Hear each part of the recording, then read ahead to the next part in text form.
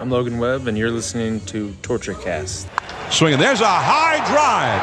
Deep into left center field. It's on its way. Adios! Pelota! Let's go Giants! SF Giants! Let's go Giants! SF Giants! A grand slam for Buster Posey's good friend. A podcast by and for fans of the San Francisco Giants. Chad King, Eric Nathanson, and Willie Dills. This is the TortureCast.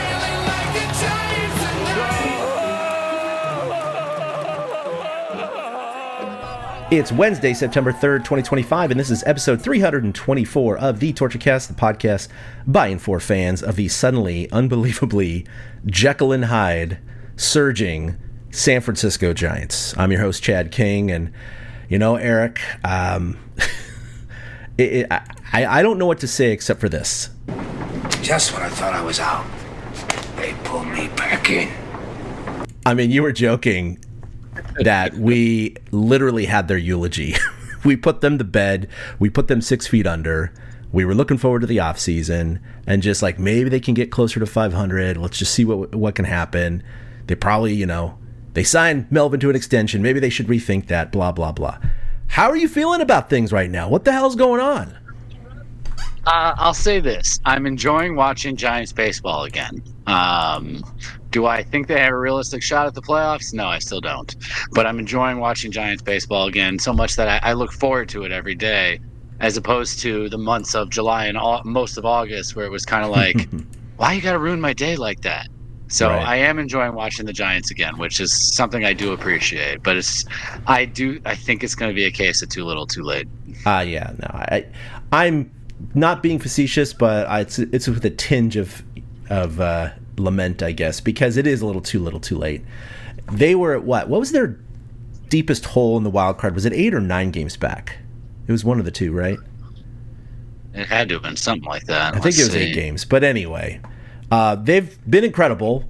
This past week they won 6 out of 7, but overall they've won 10 out of 11 games, Eric. 10 out of 11, and suddenly they find themselves just 4 games back of the New York Mets for the third and final wild card position. But you brought it up, a little too late. They only have 22 games left, so not a whole lot. We'll get into the numbers a little bit later. We don't want to be too depressing already, but let's talk about this surging team. I don't know what the hell's going on. We got a lot of stuff to talk about. I mean, we have exciting game tonight. The Giants go up 4-0. They go down 5-4. They go back up 10-5, and then they almost give it up, and the Rockies get the tying run to the plate in the bottom of the ninth, and they win 10-8 after Walker had to be called in. You had a brawl yesterday after Devers hit a moonshot in the first inning, and as a result today you have Matt Chapman suspended for a game. Other players like Devers and Adama is fined, but Chapman appeals. And what does he go out and do tonight? Oh, he just hits 2 bombs, 4 ribbies, and a double. I mean, he kind of single-handedly won the game for the Giants tonight under appeal, because they're pretty pissed that he actually was suspended. At least right now, it's under appeal because he pushed Freeland. But that ended up turning into the longest home run trot in Major League history, apparently, at over 8 minutes, which is a nice little bit of trivia that the Giants are now attached to. You had the Giants handed the Rockies their 100th loss last night. That's the 3rd consecutive season they've had 100 losses. The Giants they're not a power hitting team. Yeah, they got Devers, and Adames is crushing it this year. Not only is he only 4 home runs away from eclipsing 30 home runs, and he would be the first Giant to do so since Barry Bonds.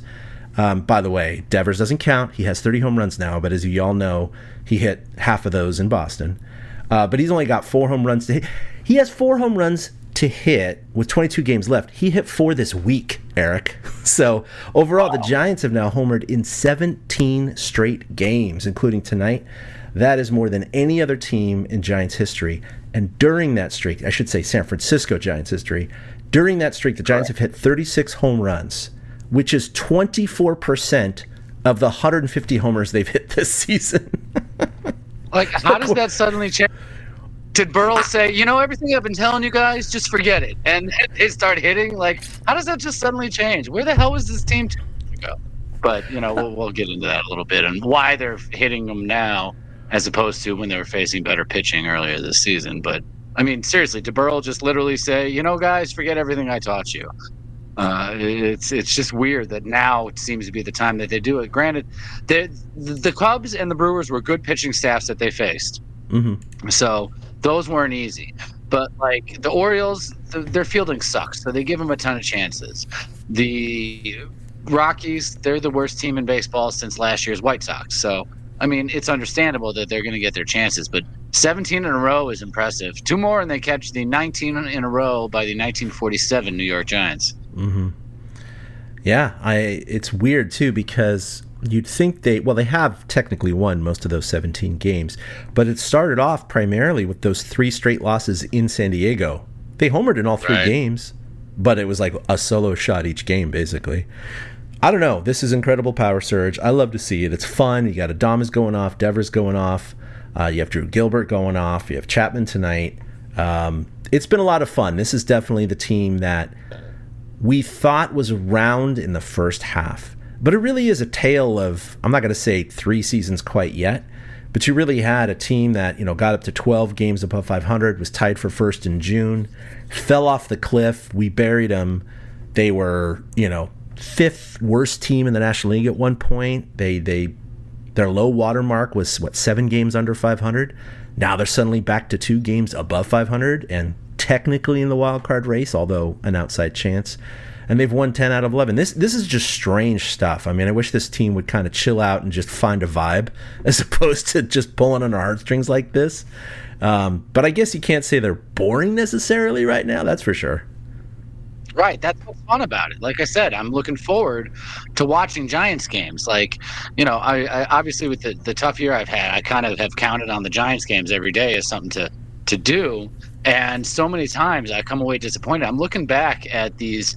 I mean, they had so many stretches where they couldn't score runs.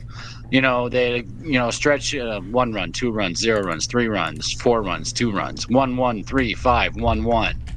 And now they're averaging 8 runs a game over their last 10 games. It's ridiculous to see. They're not supposed to be this good of an offense. And I mean, it's coming from everywhere. Like you mentioned, Chappie tonight, Adames has been the guy. Devers. I mean, to have a week, because he got named NL Player of the Week last week, to have a week which ties you with the guy who hit 4 home runs in a game for Player of the Week is amazing. Like, imagine Schwarber being like, what the hell else do I have to do? Mm-hmm. I can't even Player of the Week when I hit 4 home runs in one game because this Devers guy, is there too. And I think that's impressive that he had that good of a week that was recognized. Like, I love watching him hit so much. And then, Drew Gilbert lately just popping out of there and just being the spark plug. He might be part of the reason that they, the turnaround's happening a little bit. He might be injecting some young life into that clubhouse that we haven't seen before. They were talking tonight about the Tennessee Volunteers 3 years ago, the 2022 team that Gilbert was on, and there's 5 or 6 guys already in the big leagues now from that Tennessee team.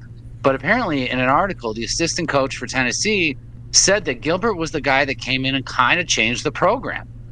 And it was just from vibes and energy and holding others accountable and things like that. So who knew that this little guy was going to turn into such an anchor in a sense of this team? I mean, he didn't hit 9th tonight. He was hitting 6th, I believe. And it's kind of fun to see that maturation in a short period of time. But they're just fun. They're fun right now. It's enjoyable to watch Giants baseball. Even if they don't make the playoffs, it's a great way to end the season. Yeah. And Drew Gilbert, first of all, I don't know if everyone out there saw that. I know we're not doing video these days, but that was fun watching Matt Chapman basically choke him out in a funny way, and Drew Gilbert just absolutely loved it. It was something you just generally don't see in a major league dugout. You see celebrations and all sorts of funny stuff. Not that. That was a little odd, but it was funny at the same time. You got to wonder what the history is on that from something in the clubhouse or the dugout had to have happened there, because it does seem like Gilbert's around talking to everybody. And I mean, their pitching hasn't been overwhelmingly great during this stretch either. I mean, granted, this is only the second time though they've given up 7 runs or more over the last look at that 11, 12 games. So I mean, their pitching's been just good enough to let the offense do the cooking. Mm-hmm. I was looking at their run differential because they had gone negative during their losing streak, and they've obviously gone back positive. They're plus 22 now. This big red number here for the Colorado Rockies, I thought was a typo. I knew it was bad. I didn't realize how bad it was. I'm going to read you the run differentials for the NL West, okay? Obviously starting with the Dodgers. Dodgers plus 96, Padres plus 48, Giants plus 22, Diamondbacks plus 19, Rockies minus 364. What? Just like an extra digit was put in there. I choked on my drink. That's ridiculous. Minus 364, dude. I couldn't believe the Giants were 30 games ahead of the Rockies, or 32, I think, by now. That blew my mind. Yeah, they're 32 games ahead of the Rockies. Right. It's one thing if the first place team is 32 games ahead of the last place team, but to have the third place team that far ahead, or the Diamondbacks or the fourth place team be 30 games better than you, I mean, that's just sad. I had to look up who the Rockies was. I mean, the Rockies obviously have the worst record in baseball with 39 wins and 101 losses, and that says it all. But with run differential, the next worst run differential in the entire major leagues is the Washington Nationals at minus 170. That is still less than half of the 364 the Rockies have been outscored. That's brutal. Awful. I heard on the broadcast that this is the worst home record that they're probably ever going to end up with. So teams are just coming into Coors Field and beating the crap out of them. Yeah, I mean, the Giants are 22-50 at home now. Right? Let's see. The Giants are one of those teams. Last time, so the Giants went 5-1 at Coors Field this year, and the only loss they had was a walk-off. Yeah, it was a walk-off. Yeah. They're one of those teams that's going in there and destroying it. I mean, that's another thing that makes this fun, is beating the teams you're supposed to beat. Beating Baltimore, who's just absolutely crap. Both games that the Giants won against Baltimore had 3 errors. So it wasn't necessarily that their pitching was bad. It was just that their pitching had to get 7 outs in an inning. But Colorado, they're obviously a horrible team. That Cubs sweep last week is still the most impressive thing I think they've done this season, to be quite honest with you. To go Milwaukee, Chicago, and go 5 of 6 against Milwaukee and Chicago, that might be the most impressive stretch that they've had this year, and that's probably what kicked off this nice little run here. I mean, they had the one blip against Baltimore, but they're doing what you're supposed to do: beat up on the crappy teams, and it's fun to see. I hope it continues this weekend in St. Louis. Plus, it would give them a chance to put themselves some distance from St. Louis, because the Cardinals are a couple games back and one of the teams they're semi-fighting with. The Reds are another one, but now they're a game ahead of the Reds after the Reds lost to the Blue Jays today and the Giants won. But they need to continue with this taking care of business when they go to St. Louis this weekend.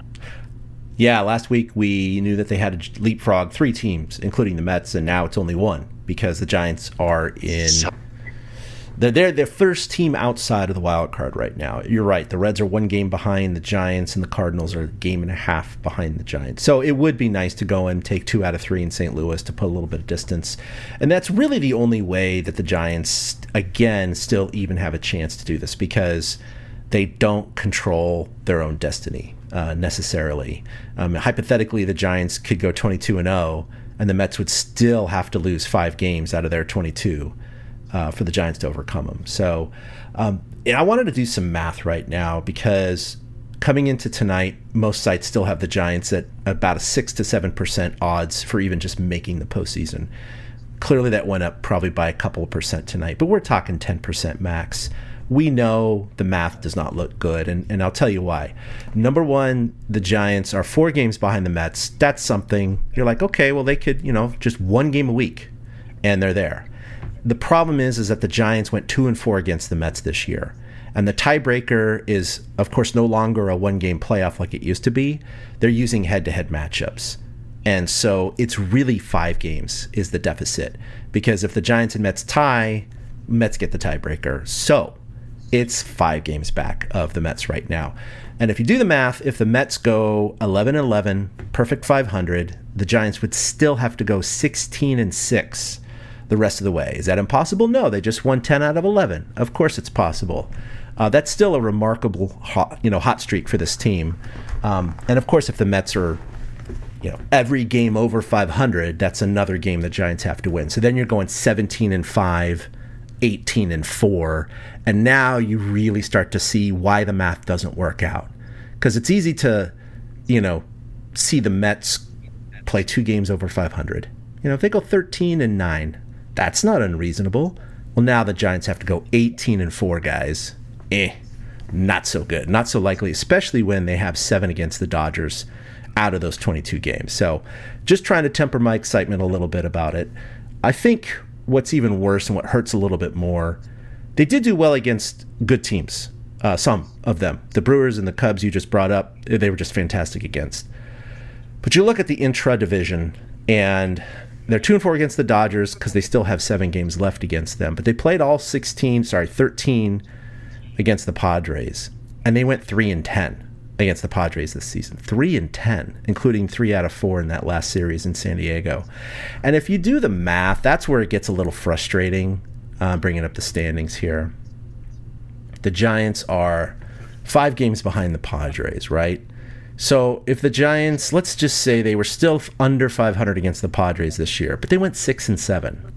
Well, that's a 6-game swing. The Giants would be, first of all, that's 3 games, so they would be 1 game behind the Mets for the wild card, and they'd actually be ahead of the Padres right now. They'd be 1 game ahead of the Padres, and they would only be 4.5 back of the Dodgers. That kind of hurts right there. If the Giants had just played under 500 against the Padres, we would be talking a whole different situation right now. And if the Giants had been 3-3 against the Dodgers right now, hell, they'd be 2.5 games back of the Dodgers and tied with the Mets for the wild card. And that's just going 1 game under 500 against the Dodgers and the Padres, which is not a lot to ask. So it shows you how important that interdivisional matchup and records are. Well, they're 3-4 against the D-backs, and they've got 6 coming up against them. And I kind of wanted to go over this Mets schedule real quick, because the Mets travel to Cincinnati for 3 this weekend. So that's not really helpful for the Giants either, because the team right behind them is playing the team right in front of them. So if Cincinnati wins and the Mets lose and the Giants lose ground in a sense, because Cincinnati gains on them. And but you still want the Mets to lose no matter what. I agree. I do agree. And then they have 4 in Philly, and they just swept the Phillies at home last week. Mm-hmm. So that doesn't look as daunting. Philly does not look as invincible as it once did. And then they have their final homestand, which is 3 against Texas, 3 against San Diego, and 3 against Washington. And obviously San Diego is the toughest of those 3 outs. And I expect them to give the Mets some fits. And then they've closed the season, the Mets, by heading to Chicago to face the Cubs for 3 and Miami to face the Marlins for 3. And the Marlins are not an easy out, as we've learned. So there is a possibility there for them to go slightly under 500. Like you said, if they go 500, the Giants need to go 16-11 or 16-6. If they, go 10-12 or 9-13, then the Giants only need to win 15 or 14 games. Mm-hmm. It's not unheard of, but like you said, it's still not mathematically. The probabilities are not really there. But I mean, it's not an easy schedule for the Mets. I kind of project them to go right around 500. I mean, you're facing good teams in Cincinnati, Philly, San Diego, and the Cubs, and not good teams in Texas, Washington, and Miami. So, 2 of those are division games, division teams, so that does make a difference. So, I mean, it is possible. It is possible. It's the old, you're saying there's a chance. But I have a hard time believing it. I don't want to crap all over Giants fans that are excited about the idea. But my one thought about all that is so if the Giants get in the playoffs, what happens then? We don't have take a big breath and then go, hey, man, it's gravy now. Right? I mean, they're not going to win anything. They don't have a good bullpen like they had 3 months ago. Tyler Rogers is gone, hopefully to be back. Camilo Doval is blowing up for the Yankees every other night, which is hysterical. It's unbelievable. Walker has been pitching really well. I'll give him that. And Buto is really stepping up. And I like this Peguero guy, but it's not the same cohesive bullpen. Plus, the starting pitching is not there. Landon Roop's out for the season. You don't know what you can get from Verlander. There's literally no starter beyond Verlander. It's been Tang and Seymour or Tang and Wisenhunt lately. So, I mean, if the objective is to get to the playoffs, to just get to the playoffs, and I get it, everything's gravy. But I don't want to get to the playoffs and not have a chance. It sounds crazy, but I'd almost rather miss the playoffs than get in and get swept in 2 games and be out of there. Yeah. No, I gotcha. The Giants, I'd say the only comparable comeback they've had, and now it's getting into the territory of being even harder than this, is 2010. The Giants are down 6 games under the Padres with 30 to play. And they came back and, of course, had that great last weekend and won the West in Game 162. It was one of the biggest collapses in modern Major League history. And now we're talking 4 games. But again, it's really 5 games, everyone, because there's no more one-game playoff.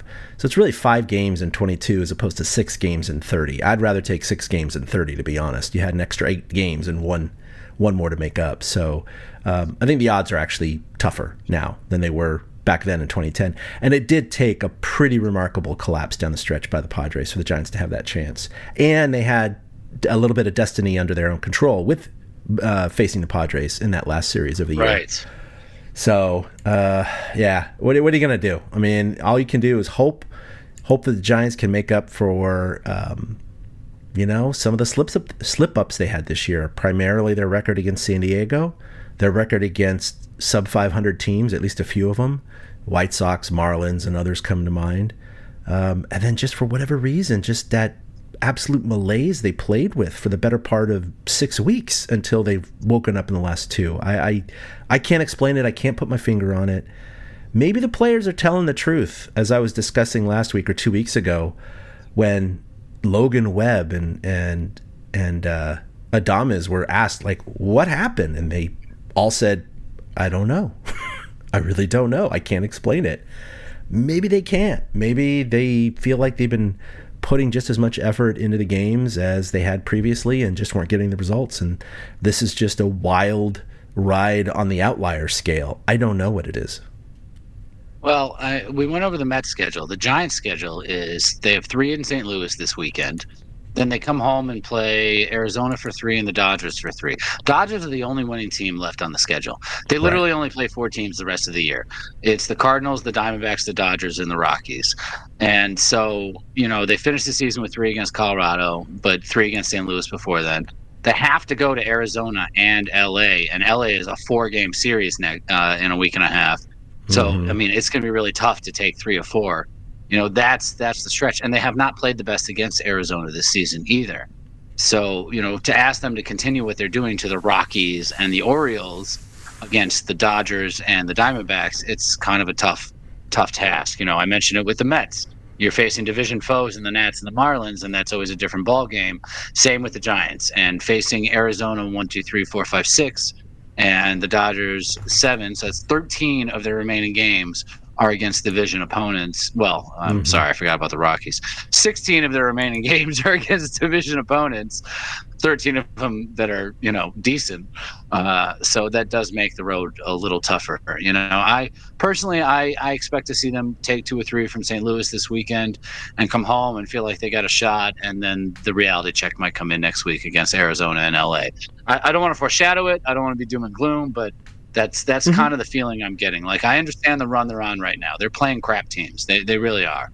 I didn't realize the Orioles were so bad until they played them. And that was just – I barely watched that series, but I knew that both the Friday game and the Sunday game was fueled by errors in the field. Like, the Orioles did not look like a big league ball club at all. And the Rockies don't either. I mean, they've had 16 or 17 guys make their major league debut this season.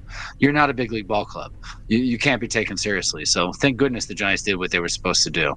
But it does make for fun discussion and fun watching. The games matter.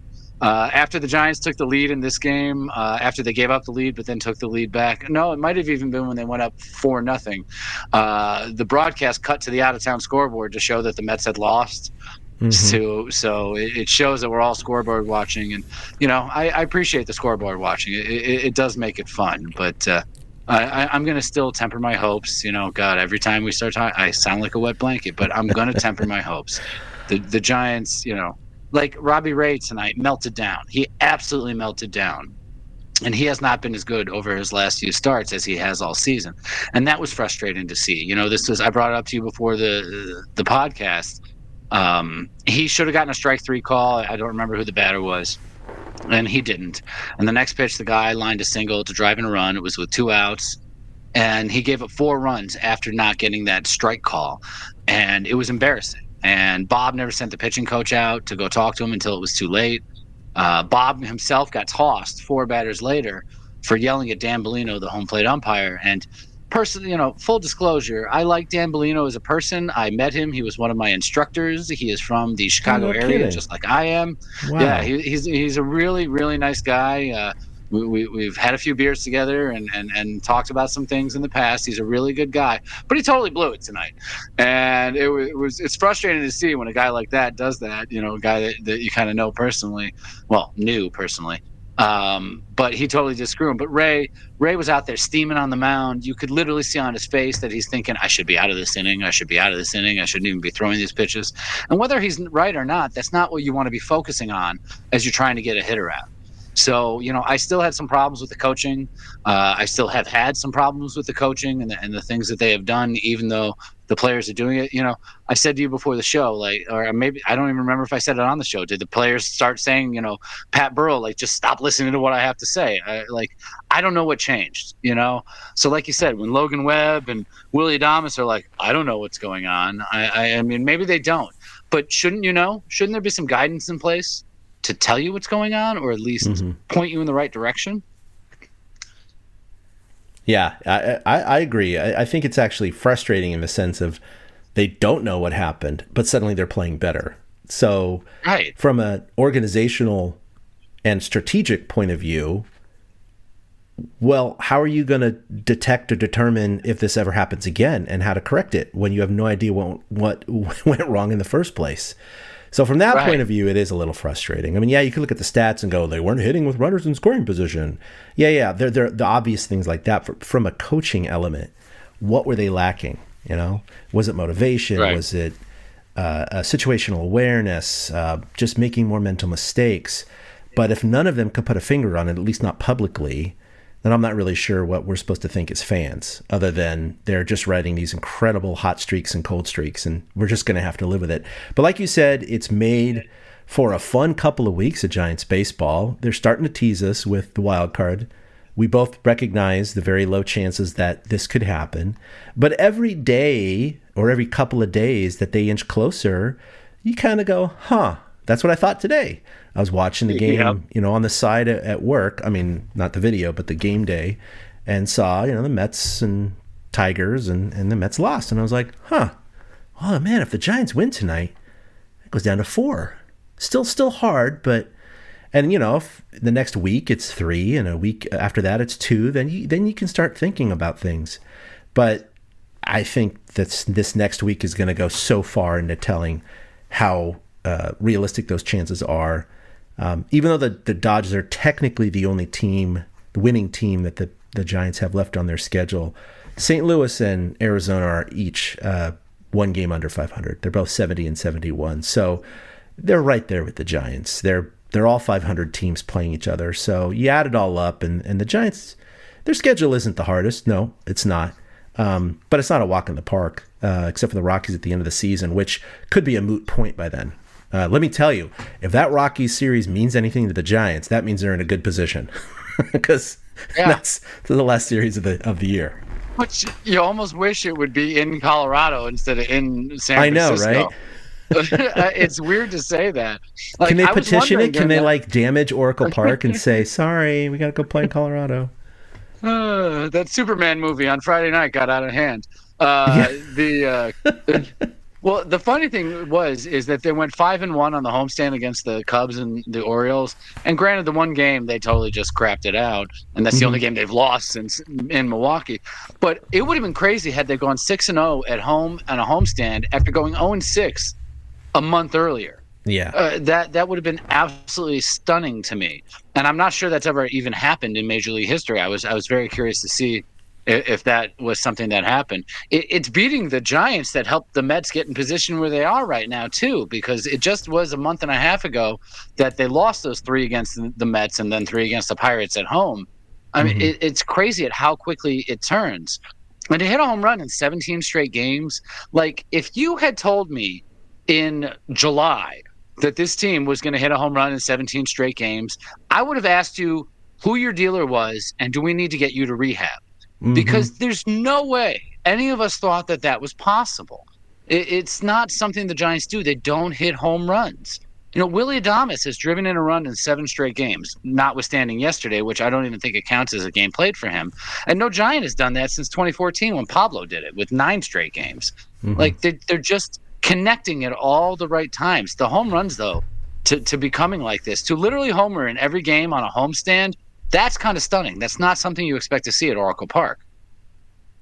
Not at all. And again, I already said this earlier, 36 home runs during those 17 games. So they're averaging just over 2 home runs per game during that stretch. That's right. Come on. Like I get it in Colorado. Man. I get it in Milwaukee. You know, Colorado is a homer haven. Milwaukee is a bandbox. I get it in those 2 parks. But to start the streak in San Diego and then have 6 of them at, that's 9 of the 17 games in Petco and Oracle. That's the surprising part about it. I just did not expect that. And Adames has been on a tear. Devers is really turned into the guy that the Giants traded for. It's so much fun to watch him. I mean, can we talk about yesterday a little bit with Kyle Freeland and Devers? Devers, he didn't admire his home run more than anybody else did whatsoever. That was his 4th straight game, I think, with a homer. So today ends that streak. But like, how much of a trying to use a word that we don't have to slap the E on for this episode, but how much of a little bitch is Kyle Freeland to be complaining and whining about how some guy's admiring his homer when his team is 60 games under 500? You're on the worst team in baseball. You're constantly, I mean, maybe that's why he was bitching. How much of a little, like, whiner do you have to be to take issue with that? You don't want a guy to stare at his home run. It's 2025. Beat him. Yeah, and beat the guy.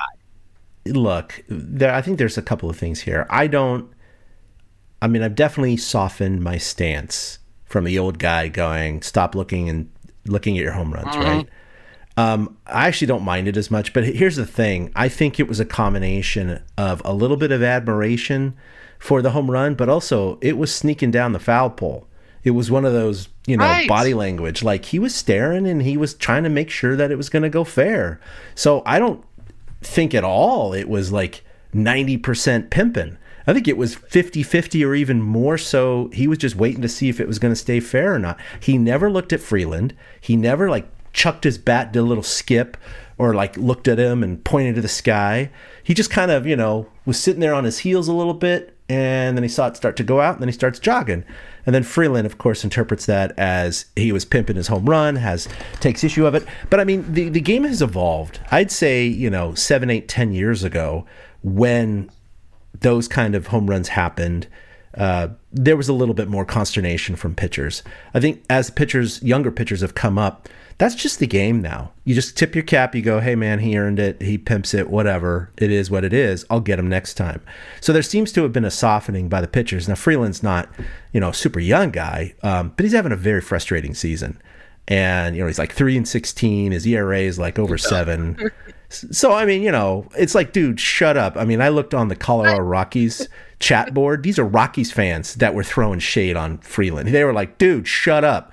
Like I take issue with your ERA, dude. Don't take issue with him. Like it was so funny. There was a lot of great comments in there. I was throwing at Bumgarner a few years back when he was screaming at Muncy, and Muncy, said, go get the ball out of the ocean. Like, there just was no need for that. The guy hit a homer. He beat you. Give him his 2 seconds of glory. Sergio on the pregame show today, he was asked about it. Laura Britt asked about it, and he said, back when I first came up, it was more of an issue. He's like, but the game has evolved. And he's like, showing people up is now just showmanship. He's like, it's not that they're trying to show anybody up. They're just enjoying the moment and doing things like that.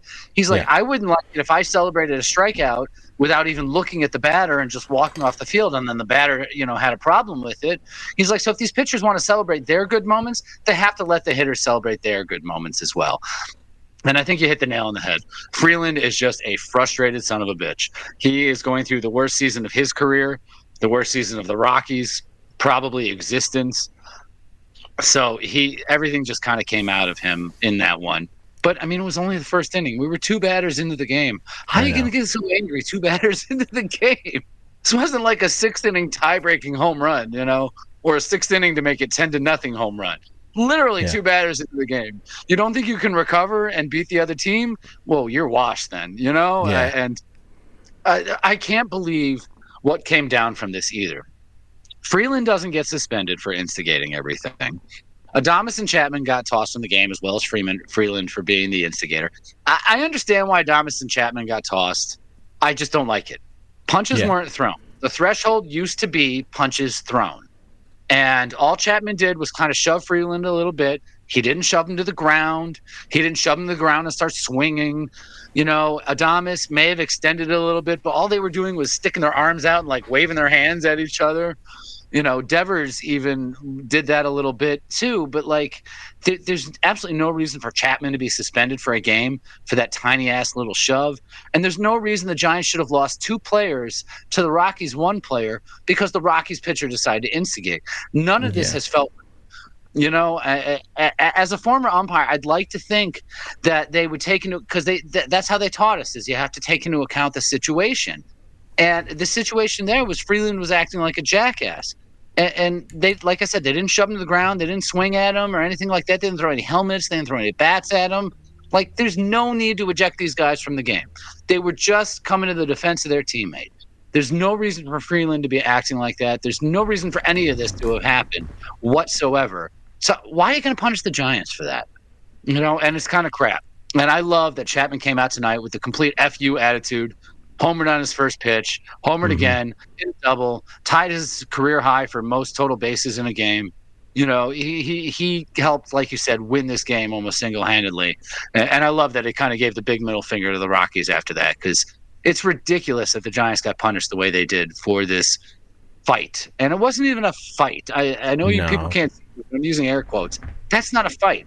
Ironically, that is the closest thing we have to a fight in 2025, though. I mean, I don't know the last time I saw 2 players throw punches at each other. Tim Anderson a couple years ago, maybe? Sure. Jose Ramirez, that's about it. So I take total exception with the way Major League Baseball handled this and the way the umpires handle this. That's 2 days in a row, Dan Bellino. I have a problem with you. I'm trying to think of a situation in which a player appealed a suspension and won. I can recall maybe some getting reduced from 7 games to 3, those kinds of things.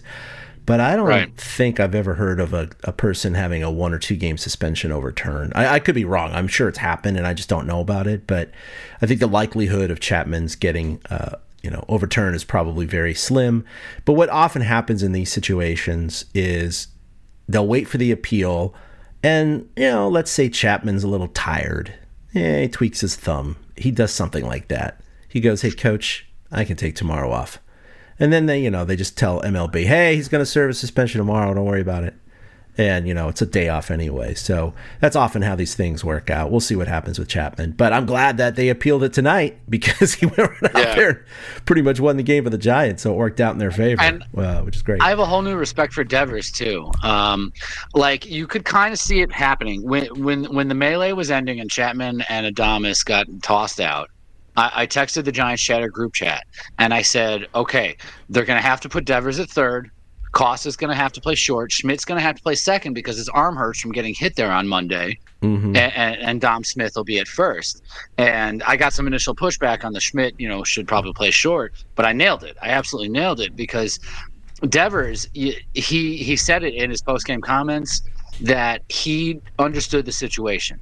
He saw that his teammates needed to back him up. And how could Devers not move to third in a moment like that? Chapman comes running out on the field and shoves the pitcher to defend you. How could you not? move over to third base if the team needs you to do that. He didn't have a third base glove. He didn't have a regular infielder's glove. He used Chapman's glove last night. Oh, I didn't know that. I saw the first play that he got, and he handled it perfectly. Shot a seat over to first. It was great. He didn't have a problem all night, and he joked in the post game stuff that that glove has 5 platinum gloves in it, so I knew it would take care of me, which is just awesome. Like, he fits in. As much as he might have been labeled as a problem in the Boston clubhouse, to see Chapman and Adames come running to his defense immediately like that, sure, and then Chapman lend him his glove, and to have Devers help the team out by playing third base for the first time since September of last season, it really, to me, it bodes well for the future. I really like the core that they have built, and it makes it a shame that they are chasing the Mets because, a few more little breaks, and they should be the wild card team right now. But it really spoke to Devers as a teammate, and it really, really was a lot of fun to see. I thought, and it really shows that he does like his teammates. I saw tonight when JP Martinez finally came out to talk to Robbie Ray. Schmidt and Devers were on the side of the mound, like poking at each other and like having fun with each other. And it's like, you like to see the Latin ball players and the white guys getting along in that way too, because there have been instances where the clubhouse is divided, and there's been questions this year about the clubhouse being divided like that. And to see that Devers just fits in as one of the guys and one of the teammates, that was one of the nice things to see come out of last night. But it just... Still, it was unbelievable to see that happen. I got so pumped up and charged during that, I was ready to throw down myself, It was so much fun. It was just such crap that Kyle Freeland's such a baby. But it showed the true colors of the Giants, and, they swept the Rockies, so the Rockies can't say shit. That's a great point that you brought up, that Chapman was defending Devers, and so Devers going over to third base is just it's a bro thing to do. It's cool. It's just like, I got you. It is. No, I love that. I wasn't even thinking about that point. And it's funny, the last 2 weeks, I don't know if you noticed this, but last week I said, hey, let's look at Devers and, how he's been, kind of really subpar with San Francisco. Not horrible, but just compared to his Boston stats. And that was the night he went off for 2 home runs and he went 4 for 4. He had 5 RBIs or whatever it was, 8 RBIs. And we're like, oh my God, okay, never mind. His numbers have really jumped up. Remember, his OPS jumped up like 55 points in one game. Well, it's gone. Gilbert's batting average. Yeah, like Drew Gilbert's batting average. And then tonight, I put in the who's cold or who's not. Matt Chapman, 2 for his last 17, and then he goes 4 for 4 tonight with the 2 homers and the double and the 4 ribbies. Devers now, since I said that last week, he has hit 15 home runs on each team. He actually he's getting very close to his Boston totals in terms of at-bats. He had 272 at-bats with the Red Sox, 254 with the Giants. So he's actually got a slightly higher home run per at-bat ratio with the Giants than he did with the Boston Red Sox. And his batting average has come up quite a bit. He hit 272 with Boston. He's hitting 252 with the Giants.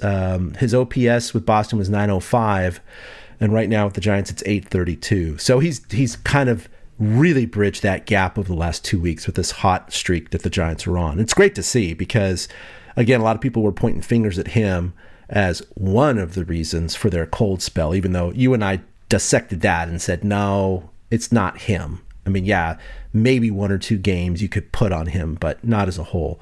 But boy, he has definitely been a part of this winning streak, along with Adames and a few others. He fits. I look forward to watching Devers for the next, what is he, like 9 years or something like that? He's under contract. Yeah, I really stupid.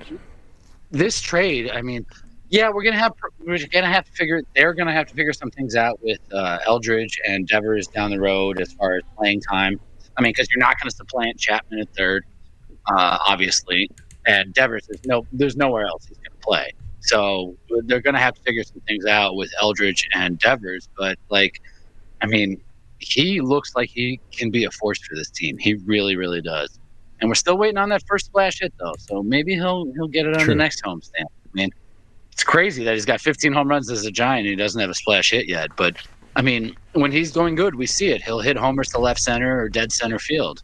And, he's kind of figuring out the ballpark now. That's why those numbers are coming up, is he's figured out how to hit. And, he made Colorado his absolute bitch this week. Bitch. Like yeah. He did. He really he loves hitting in that park. Like he'd only had 5 games in that park ahead of time, and he was already hitting 429 in those 5 games or something like that.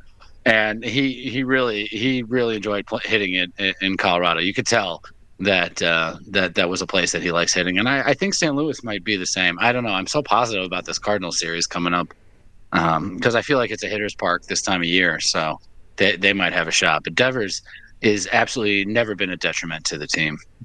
So it was good to see him step up, and it shows that he's kind of going to turn into a leader of this ball club as well. He really is. Mm-hmm. You know, the whole helmet grabbing off the top of the head that Adames does when somebody homers and stuff like that. You know, if Ramos isn't there to do it, Devers will be there to do it too. He's jumped into that kind of stuff. So this sullen teammate crap that we heard from other people, I don't buy it. I think this is a guy is a cornerstone for the future. And if anything, this winning streak and this stretch of games shows us what's possible for the Giants in 26 and beyond. Yeah, this is fun. I always look back at other teams that have the power, and I'm always like, man, it'd be really nice if the Giants could have that. Now, I know this 17-game streak of home runs is not going to last forever, and the Giants most likely will revert to their non-home run hitting ways. But this is fun. I'll take it. Yeah. It's fun. I mean, their best power teams were what? Like 2000 to 2004. Yeah, it was Ellis Burks and Barry Bonds and Andres Galarraga and those guys. Right. Yeah. You know, Jeff Kent. Yeah, those were those teams, and I don't see why they can't have that. I can see Chapman hitting 25 bombs a year, Adames hitting 30, Devers hitting 30 to 35 to 40. You know, why can't we have that? Why can't we enjoy nice things? Well, you got Chapman. He hit, 22 or 24 tonight, right? Something like that, if I recall. Let me see. You got Devers at 30, of course, although it doesn't count. And then you have Adames at 26. Yeah, Chapman hit 20. He hit his 20th. It was his 20th. 19th and 20th tonight. Yeah, because he's missed some time with injuries. But he's missed some time. Played 100. Right, he's played 107 games, where Adames has played 138 games. So yeah, there's the difference there. You put Chapman in the extra 30 games, he's got an extra 3 or 4 bombs probably. He's right there behind Adames. So I think you're right. In a full healthy season, you got all 3 guys that are capable at least of 30 home runs. Adames might actually do it. He might actually do it. Chapman will finish a little short this year, but he definitely has it in the tank if he has a healthy season. So, I mean, that would be something. If Adames eclipses 30 this year, which would be the first, Giant in over 20 years, or about 20 years to do it, then you have, potentially Chapman and Devers and Adames all doing it next year. That'd be something. But that would be a great sign that the Giants are maybe being welcomed back into the normal home run hit parade that most teams have. Yeah, and Willie Adames, I mean, 4 home runs in, what do we say, 22 games left? Yep, 4 and 22. Hit 4 this week. Do you think he does I think he will. That's one. That's one every 5 games, right? 5.5, yeah. It's 1 a week. They have about 4 weeks of ball left, so just 1 a week, man. That's all it takes. He could definitely do that. Yeah. He could do it in a week like this week. Yeah. He has been the most pleasant surprise. He really has. I was not a fan of him to start the season. I did not like the way he played certain balls in the hole and things like that. I didn't like how he was flailing up there. And he's made some adjustments, and I can now understand why the Giants gave him the contract that they gave him. I really like him as a leader. I like him as a shortstop and a good hitter in that middle of the order right now.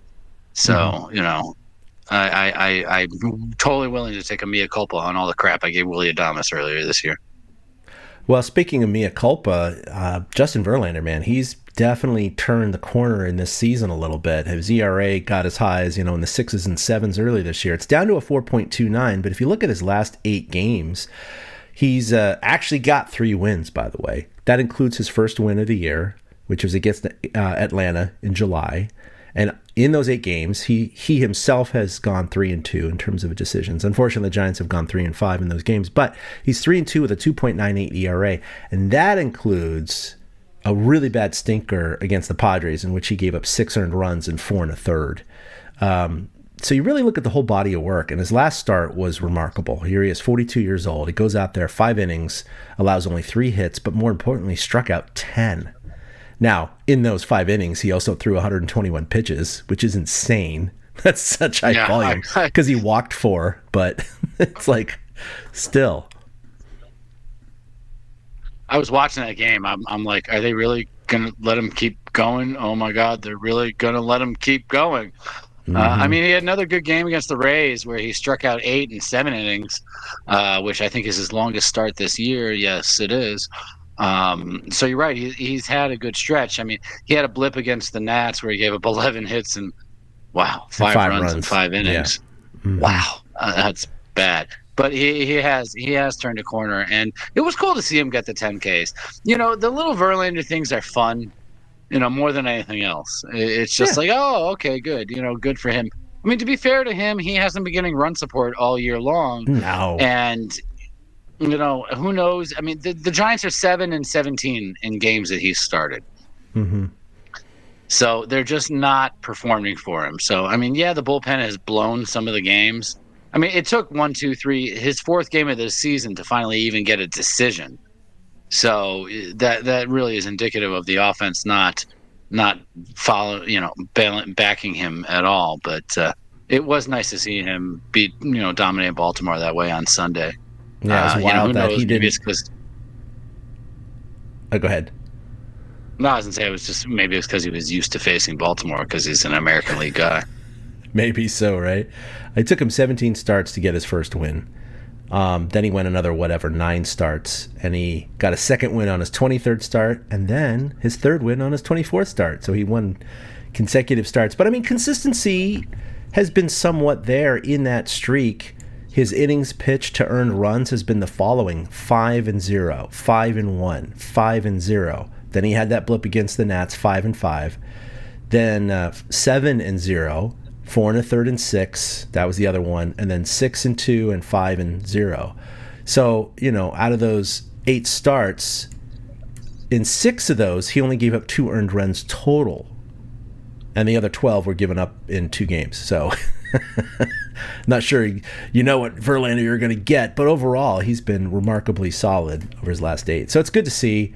And they need it right now. I mean, hell, Tang got his second win of the year the other day in Colorado, and I thought for sure they were going to lose that game because that guy's just been mashed this year so far. He looked good. He spotted his fastball. Yeah, he did. He spotted his fastball well. He was dropping curveballs in there well. I was going to say Verlander hasn't had a losing record since last year he was 5-6. Okay. Yeah. I was trying to give him credit. That had been a while. And he's 3-10 this year, so unfortunately he's not going to be able to erase that. That's a little too much. Well, to be fair, he hasn't lost double-digit games since 2014 when he went 15-12. So it wasn't like he was bad, Right. But it's just it was a fun signing for a year, but as we talked about, I believe last week, he's not coming back to the Giants next year. I don't think. I think he'll retire, to be honest with you. But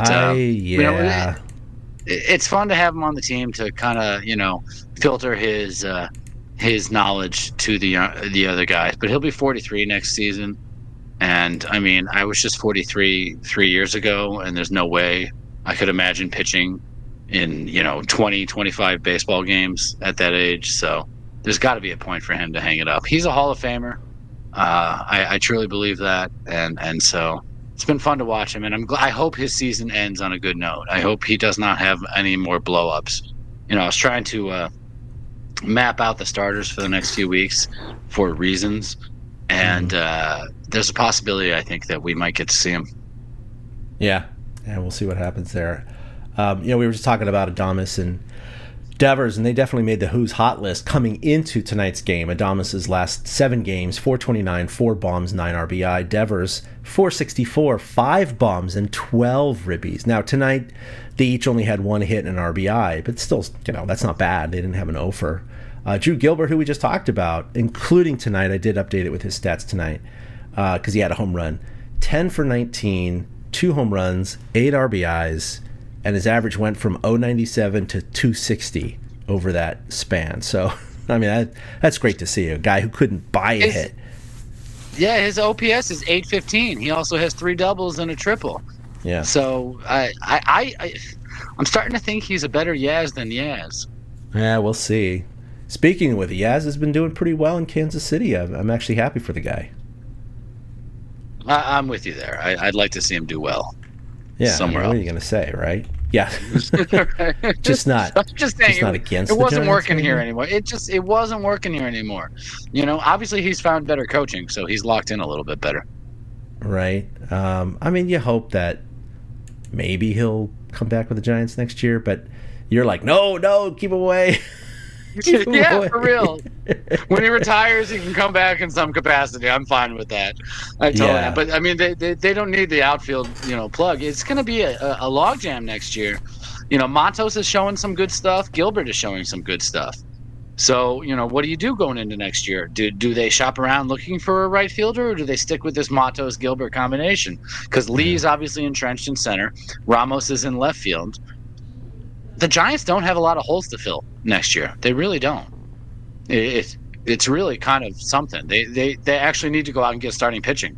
That's, I think, the biggest hole that they have going forward. But to have Gilbert playing like he is and Matos playing like he is, that right field might be solidified a little better than it has been for the last year or two. I'll give you a little update on Yaz. He's hitting 250 with the Royals. He hit 231 with the Giants. It's like, okay, whatever. That's pretty close. He hit 8 home runs with the Giants this year in 321 at-bats. He has 7 home runs with the Royals in just 88 at-bats. Wow. 7 bombs and 88 at-bats. Yeah, that's like 1 every 12, man. He's doing great. His OPS was 685 with the Giants. It's 910. 910. That's got to be over 9. Wow. With the Royals. So, I mean, again, this is 88 at-bats in 29 games. It's very small. It's 1 month worth of baseball. So I'm sure he's, his career OPS is 772 and batting average is 238. So he's going to cool off in Kansas City if he stays with them into next year. But you know what? I'm happy for the guy. He got a change of scenery. He wasn't disgruntled with the Giants. We talked about how, Tyler Rogers most likely we think will end up back with the Giants because he had that conversation with Posey, and we were just kind of imagining what was being said. But Yaz, he's somewhat beloved in, by some Giants fans just because of the name recognition and one of the longest tenured Giants on the team, et cetera, et cetera, et cetera. But again, you and I already beat that dead horse a few times. It's just he had good seasons, but he just never became that superstar, or at least somewhat of a star that a lot of us thought he could be. And, maybe he just needed a shift of focus somewhere else. That's all. Yeah, doing well. He was a good Giant. Yeah, he was a good Giant. I always respect him. I always wish guys like that well. But Gilbert seems to, they were talking about on the broadcast tonight, even the metrics with the StatCast stuff is showing that Gilbert's getting great jumps on fly balls. He's taking great routes to balls and stuff like that. And that's what Yaz did too. Yaz was a really, really good outfielder. And to have Gilbert be able to, provide some power and stuff like that at this point, it doesn't make you feel as bad about the Rogers trade. Like, I'm laughing that Yankees fans think they fleeced the Giants for the Duvall trade when obviously that's not the case. And frankly, if Tidwell becomes something and Gilbert becomes something out of this Mets and Buto even, who's been pretty decent, becomes something out of this Rogers trade, like the Giants got a bunch of steals during the trade deadline and they're still in the playoff race. Really, what more can you ask for at this point? 100%. Well, we didn't really get a chance to talk about it last week because it wasn't official yet. But Randy Rodriguez does have to have Tommy John surgery, and he's going to miss the entire 2026 season. And that was just a big bummer. Again, we weren't upset about getting rid of Duvall. We thought, okay, we got Randy Rodriguez and Ryan Walker. Well, Rodriguez is not going to be a part of the team next year, that's for sure. So going into next year, it looks like it's Ryan Walker, baby. I don't know who else, we'll see what happens. I mean, it was kind of a, he looked like their future closer. I'm not going to say it's a devastating blow, but it's significant. Don't you agree? Yeah, I do. It's came out of nowhere too. I didn't realize that he had any arm trouble or anything like that. It was one of those things where, one day you're thinking to yourself, oh, he's a dependable part of the bullpen. And the next day you're like, wait, what? Wait, this guy's not going to be here for a year and a half? Yeah. So it did kind of throw me. And it does make the bullpen that much more interesting for next season. It sucks that he's going to be out for all of 2026. His agent sure missed out on a payday. They really should have renegotiated at the All-Star break. Yeah, you brought that up, and that was a great point. It was like, oh man, they should have cashed in while the iron was hot, baby. Right? It's just funny. The guy becomes an all-star for the first time in his career, and he's the first Giants non-closer reliever to be an all-star, and then he's on the shelf with Tommy John and is going to miss a year and a half just a month and a half later. It sucks. Yeah. It really does. I like Randy, and I hope the best for him, but we're going to forget about him next year. It's just one of those things. I have no other way to say it. And no offense to him, but we're going to forget he's part of the organization until they start talking about him at the end of the season and in spring training of 2027. But missing all of 2026, it was funny. JT Brubaker pitched tonight for the Giants, and they signed him after the Yankees had released him or designated him for assignment earlier this year. And they mentioned that he had Tommy John surgery and missed a year and a half. And it's like, so many guys have Tommy John surgery now. It's just normal. It's just normal. You don't think twice about it. Yeah. You don't think twice about it. Like, I remember when Will Smith came back from his Tommy John, how emotional it was for him. But it's turned into such a standard practice that you just kind of accept that that's part of what baseball is now. But it's going to suck to lose Randy. I mean, you lose an all-star middle reliever, it's going to hurt regardless. Well, it's crazy, but I know like 3 kids off the top of my head here in, one of them is my nephew. He was playing for a local community college, and he blew his elbow out, and he had to have Tommy John surgery. And so he came back, started to play again, and unfortunately it detached again. So his playing days are over. He's not going to, go through that again. There are 2 brothers, the Anderson brothers here, that went to our local high school, Christopher High School, and the older brother played for Menlo College the last 2 years, and now is going on to Santa Clara for his junior year this year. He's the same age as my daughter. They were in school together, and he was an all-star. He played in that collegiate all-star summer league. Like, it was really weird to see a kid I knew and watched grow up is like on ESPN. I'm like, okay, this is weird. First baseman, stud. He had like 15 bombs this year. His younger brother, however, was recruited and verbally committed to Alabama, and then he blew out his arm his sophomore year in high school, so he had Tommy John surgery.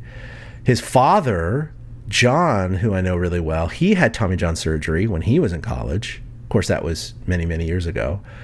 It's just been crazy. And then locally, Hollister High School has a kid who just... he didn't just commit. He's going to Berkeley now, Cal Berkeley. He's where my daughter goes. He's a freshman, but he played for Hollister, and I was looking at his stats, and I'm like, my God, 75 innings his senior year. You know how many earned runs? 0. What? He had an ERA of 0. Remarkable. Yeah, he struck out like two an inning. It was one of the best seasons in local baseball high school history. And I was reading his, his parents were athletes and da-da-da-da-da. And then, they're interviewing him. He's all, after my freshman year when I had Tommy John surgery, I was like, what? Like, you just see just kid after kid after kid after kid having TJ surgery these days. It's just a common practice now. And we all know why. They're all coached to have the higher velocity. They all go to these like high performance pitching academies now. They're all over the country. We have one here. My nephew, who had the 2 blown out UCLs. He worked at one to rehab his own arm and to train there. The Anderson brothers both train there here in Morgan Hill. It's a crazy place where they have all the cameras and the plyometrics and the weighted balls and the mechanical analyses and the computer programs and just everything to just get every single mile per hour out of you. And unfortunately, your ulnar collateral ligament can only take so much before it snaps. But these days they just go, no problem. We'll just insert a new one there and you'll be good as new in 18 months. This is insane to me, but it's just the norm now. It's just the norm now. So it makes me wonder if, rest in peace, Frank Jobe. But he's the doctor that performed the Tommy John surgery on Tommy John, which is the first person who ever had the surgery, which is why it's named the Tommy John surgery. You got to wonder if Frank wished that they had named it the Frank Job surgery instead of Tommy John surgery. Fun little fact, though. Frank Job was the team doctor for the Los Angeles Dodgers. And when I was a kid and my dad was involved in our youth baseball program, he wrote a letter to Frank Job asking him about pitch limits and the constraints and the strains on young kids' arms and stuff like that. And it was because of my father that we introduced pitch limits, because we were not Little League affiliated. So there were no pitch limits installed anywhere. And after my dad corresponded with Frank Job back and forth a couple times, the BGRA, Buffalo Grove Recreation Association, instituted pitch counts into every part of the season. And I always thought that was cool. You know, it's like kind of my little connection to Tommy John surgery, that my dad reached out to the guy who literally performed the surgery. And I think Job died back in like 2014 or something like that. But, you know, it's just funny to me that, you know, it's Tommy John surgery, the patient, not Frank Job surgery, the surgeon. Right. Yeah, he got screwed on that one because I could not name him. It should be FJ, not TJ. It should be FJ. That's funny. Well, Gerard Encarnacion is, I guess, this is back on September 1st, a couple of days ago, supposed to start rehab assignment with Sacramento by the end of the week. Carson Wisenhunt isn't expected to miss extended time due to the back strain that landed him on the 15-day injured list on Sunday. And then Landon Roop, we thought it might have been a more devastating knee injury, but the fact is the knee sprain, he's out for the year still. But he'll be good to go for 26. Yeah, they just shut him down. And you mentioned that last week, but it's official. So, yeah, it is interesting that the Giants are back in the playoff hunt technically after they jettisoned a significant part of their bullpen because Posey kind of waved the white flag and now the team's awakened, and I'm sure Posey's not upset or second guessing his trades, not at all, but it's just kind of a little ironic. Nor should he be second guessing or you know any of those trades. At the moment that they were in at that time, the team was underperforming, and it was in their best interest to look for the future. This little stretch here, it's a lot of fun. It's great, but it's not the ultimate goal. Because, spoiler alert, even if the Giants get in the playoffs, they're not winning the World Series. It's just not happening. There's too many good teams in the National League this year. There's too many good teams in baseball this year. But, I mean, the Cubs are going to – I mean, I know they just swept the Cubs, but that's not going to happen in the playoffs. I know they took 2 or 3 from Milwaukee. They're not going to beat Milwaukee in a 7-game series. It's just the Dodgers and Padres. We've highlighted in this episode how crappy they've played against those teams. So again, it's a pipe dream. It'd be fun, but you know, I'm glad that they made the trades that they made. It was finally good to see management do that and then have the fun time at the end. At least, I mean, we're not like running out the string, you know. That's what makes it fun. I'm excited to do this podcast because the Giants are playing well. I'm excited to watch games, and I'm excited to go to games. Speaking of games, tomorrow the Giants have an off day. Then they're 3 in St. Louis Friday through Sunday. Then 3 versus Arizona back at home Monday through Wednesday. And we got an exciting announcement, I guess we can talk about. But I am going down to Arizona and picking up Eric, and we're going to go see a couple of Giants games in Arizona in 2 weeks. So, number one, when I proposed this idea, the Giants looked like they were dead and out, and they very well could be again in 2 weeks, mind you. But if the Giants are still in the race when we're down there, it's going to make those games much more exciting. But even if they're not, we're going to have a lot of fun. We're hoping to cover one of the games. That remains to be determined. But nonetheless, we will be at 2 Giants D-backs games at Chase Field, which I've never been to, and I believe you've never been to either. So that'll be another one off the list. And additionally, we can revive for at least a short one-time session a bonus-sode where we record right after a Giants game, which we used to do it's ironic all the time. Because we're not going to have an episode that week. We're going to only have the bonus-sode, you know, because you'll be heading back on that Wednesday, and Wednesdays when we've been recording lately. You know, I got to get back, and I actually have to work that Wednesday night, so it's not going to be easy for us to get in a real episodes, but it will be nice to have a throwback bonus-ode. You know, maybe we can even get Willie to call in, and it will also be fun to to do a podcast face to face. I'm really looking forward to seeing I you, know. Chad, and seeing I know. a It's game gonna with be good. you. You know, we've never sat next to each other to watch a game. Back in 2013, when I first came out to San Francisco, I ended up sitting next to our former host Ben Lee during the entire game. It was me, Ben, and Allie Williams sitting next to each other, and you and Willie were on the other side of the press box. And so we only had the after. Jen had to have been in there somewhere. Jen Cosgrove, shout out to my TFF. But we had the bonus soda Hi, Jen. afterward with Zeke's. Rest in peace, Zeke's. I love Jen.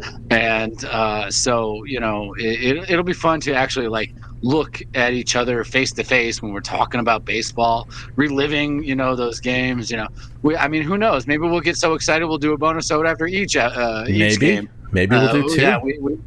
Yeah, we have not planned it out yet. We're playing it by year, but it's gonna be a lot of fun. TortureCast is going to Phoenix. That's right. We're going to be on the road, baby. So that'll be a lot of fun. Look for that in a couple of weeks. We will record next week, probably next Wednesday again. We should be able to do that. Actually, I'll talk to Eric offline. I might not be able to next week. We'll see. It might have to be next Thursday night. But regardless, we'll try to get one out next week. In the meantime, you can follow us on Twitter at TortureCast, individually at ChadK21 or at 2OutHits for Eric with the number 2. You can also find us on Facebook and follow us on Instagram, and everything is posted at TortureCast.com. You can also email us at torturecast@gmail.com. That's what I used to do, and that's how I got on the show. Not saying you'll get on the show if you email us, but I'm just saying that's how it happened. It's just that simple. just a fact. Just a fact. So I know Giants Chatter is still there, but anything else that you need to bring up? No, not at all. Just excited. I'm excited for a couple weeks from now when we're getting together to go see some games. It's gonna be fun to sit next to each other and just comment on certain things like, do you hit and run here? You know, do you pull this pitcher? Those kinds of things. So no, I'm really looking forward to it. Yeah, it's gonna be a lot of fun, and you know, maybe if we're up to it, we'll do a, you know, for the Instagram or for Facebook or for all the above. Maybe we'll shoot a video or two or something. Not anything long, just like here are the sights and sounds of Chase Field. I can see some IG stuff coming out of that trip. Absolutely. Some stories and reels or whatever. What all the young kids do these days. It's supposed to be on the gram and not the Facebooks, I guess. Or so I've been told. Dad, no one's on Facebook these days. Why are you on Facebook? Well, because all the other old people are on Facebook, Maya. That's why. Because we're all over 40. I know, it's becoming the MySpace, that's for sure, or even worse. So. Yeah. But we're still active there. Well, we're trying on the gram. You know, it's a little bit harder because there's a lot less text, and that you can't put links in there. You can't put tabular information like stats. It's just so visual, which is fine, but it's a little bit harder when you're trying to communicate numbers and stats, and we have to think of different ways to do it. So. And we're going to get an email now saying, have you guys thought about a TikTok? Yeah, let's slow down there. Yeah, pump the brakes. We're not going to have frosted tips and get our ears pierced and be on TikTok anytime soon. Anyway, all right, that'll do it for episode 324. We'll see you next week for 325. Until then, hey, maybe the Giants will stay relevant. Have a great week. Boom. A big thank you to everybody for listening to the TortureCast, the podcast by and for fans of the San Francisco Giants. Follow us on Twitter at TortureCast. You can also like us on Facebook or check out our blog at TortureCast.com. I also want to say thank you to Ashcon and Bailey for letting us use their song Feeling Like a Giant for our intro. For Ben Lee and Chad King, my name is Willie Dills saying, we'll see you next time.